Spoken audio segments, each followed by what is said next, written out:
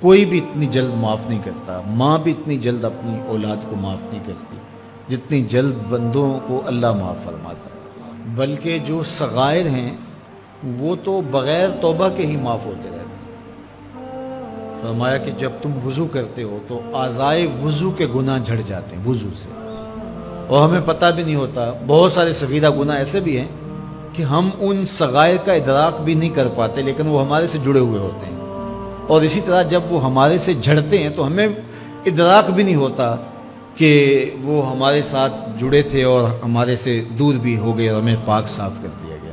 ایک نماز سے دوسری نماز تک کا وقت درمیان کے اندر ہونے والے گناہوں کا کفارہ ہے۔ ایک جمعہ دوسرے جمعے تک، ایک رمضان دوسرے رمضان تک گناہوں کا کفارہ ہے۔ تو یہ اللہ کی کرم نوازیوں کے رنگ ہے۔ بلکہ فرمایا ہم نے تم کو جو بڑے گناہوں سے منع کر رکھا ہے، اگر تم ان گناہوں سے اپنے آپ کو بچا لو تو ہم اس کے صلے کے اندر تمہارے چھوٹے گناہ ویسے ہی معاف کر دیں۔ ایک تو ہے کہ تم وضو کرو گے تو جھڑیں گے، ایک تو یہ ہے کہ تم کچھ اعمال کرو گے تو اس کی برکت سے یہ گناہ ساتھ جھڑ جائیں گے، لیکن اگر تم بڑے گناہوں سے بچتے رہو گے تو ہم تمہاری اس بات کا اعزاز تمہیں دیتے ہوئے کہ تمہیں اللہ کے حکم کا پاس ہے اور تم بڑے گناہوں سے بچ رہے ہو، اور جو چھوٹے گناہ تم سے سرزد ہو گئے ہم اس بڑے گناہ سے بچنے کی وجہ سے وہ ویسے ہی تمہارے سے ہٹا دیں گے، تمہیں صاف کر دیں گے۔ یہ کتنی کرم نوازیاں ہیں۔ اور اگر تم نیکیاں کرتے ہو تو نیکی بھی تمہارے گناہ کو مٹا دیتی ہے۔ اللہ کے محبوب علیہ السلام نے جو 3 وصیتیں کی تھی تو ان میں سے ایک وصیت یہ تھی کہ گناہ تم سے سرزد ہو جائے تو اس کے بعد تم نیکی کرو۔ کیوں؟ تم ہوہا، جو نیکی ہے وہ گناہ کو مٹا ڈالے گی۔ یہ کیسا اس کا الوہی انتظام ہے کہ ہمارے گناہوں کو مٹانے کے لیے کتنے سامان رکھیں۔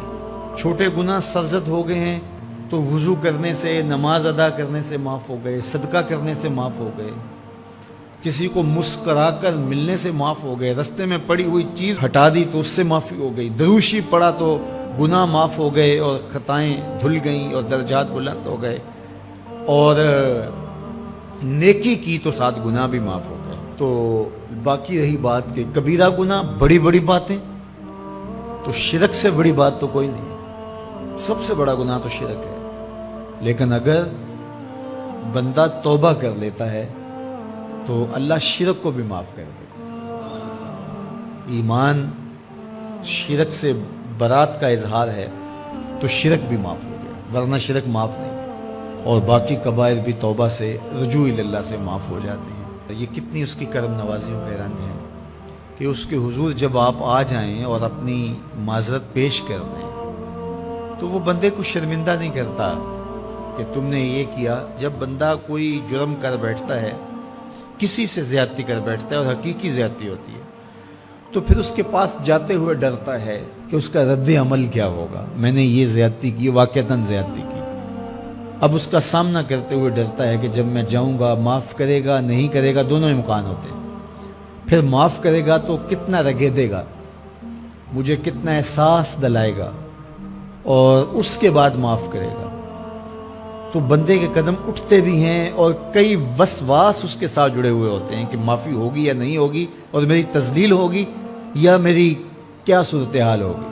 کسی سے بھی معافی مانگتے ہوئے اسی لیے لوگ اڑ جاتے ہیں۔ بعض اوقات وہ جانتے بوجھتے ہوتے ہیں کہ ہم نے یہ زیادتی کی ہے، اپنے بھائی کا دل دکھایا ہے، حق مارا ہے، زیادتی کی ہے، لیکن وہ اس احساس سے بچنے کے لیے تو پھر آہستہ آہستہ آہستہ آہستہ وہ اس کے عادی ہو جاتے ہیں۔ لیکن آپ اور میں گناہ کرتے ہیں تو گناہ کرنے کے بعد جب خیال پیدا ہوا کہ معافی مانگنی چاہیے، تو جب ہم وضو کر کے قدم اٹھاتے ہیں توبہ کے لیے تو ہمیں کوئی ایسا وسوسہ نہیں ہوتا کہ وہ معاف نہیں کرے گا۔ بلکہ حضرت داتا گنج بخش علی حجویری علیہ رحمہ کشف المعجوب میں ایک بزرگ کا قول نقل کیا کہ جس نے توبہ کی اللہ نے اسے معاف کر دیا۔ تو پھر ایک دوسرے بزرگ کا قول پیش کیا، کہا نہیں ایسا نہیں ہے کہ جس نے توبہ کی اللہ نے اسے معاف کر دیا، بلکہ یہ ہے کہ جس کو اللہ نے معاف کرنا تھا اس کو توبہ کی توفیق دے۔ وہ خود کہتا ہے نا کہ توبوا الی اللہ، میری طرف آؤ، رجوع کرو اور میری طرف آ کے اپنے گناہوں کی معافی مانگو۔ تو اللہ توبہ کے لیے بلا رہا ہے، تو جب بلا رہا ہے تو اس کا مطلب ہے معاف کر دیا تو بلا رہا ہے نا۔